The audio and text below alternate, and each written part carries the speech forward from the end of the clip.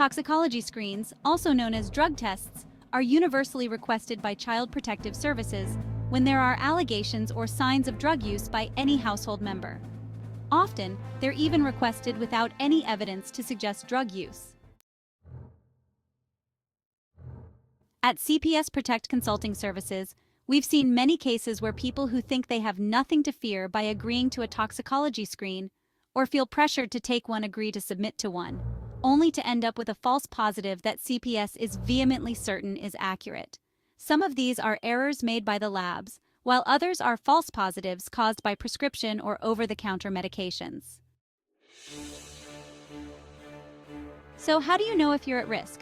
What happens if you do test positive, and what can you do about it? Here are some common medications that can cause false positives in toxicology screens ordered by CPS.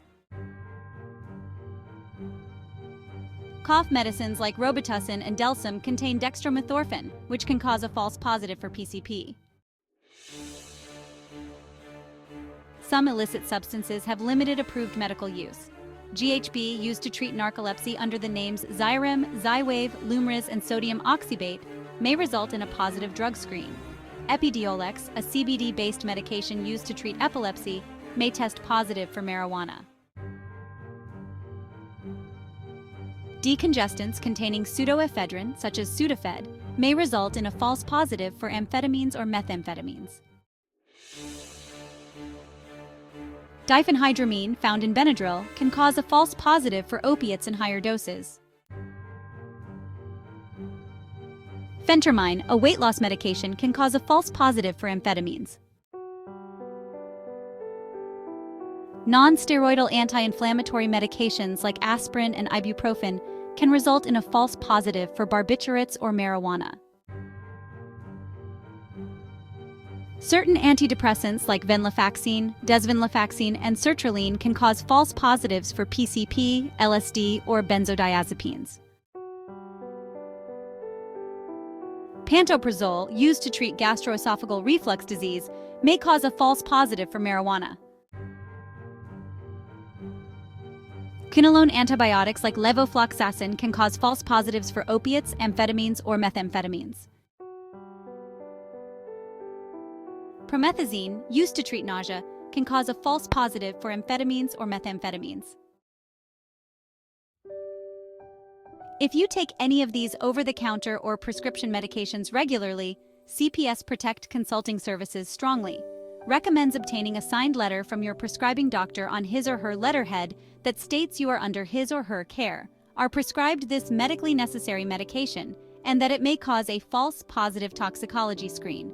Only provide the letter to CPS if necessary. Remember, CPS can't force you to take a toxicology screen without a court order. If you do agree to a test and it tests positive, even if it's a false positive, CPS will probe further, substantiate the allegations, and in the worst cases, remove your children. Therefore, CPS Protect Consulting Services recommends politely declining to submit to a drug screen for CPS unless an allegation of drug use is made in the report that triggered CPS involvement or CPS has a court order for you to submit to a drug screen. If you agree to submit to a toxicology screen or are compelled by court order, get it performed at a lab you trust at your own expense and provide the result to CPS in an envelope sealed by the lab with the lab's name and logo on it, or have the lab send it directly to CPS. Store all medications safely, have documentation from your doctors, and educate yourself.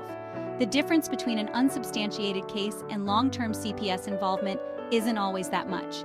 The better you prepare before CPS gets involved, and the more you make the right moves during their involvement, the better, swifter an outcome you'll have.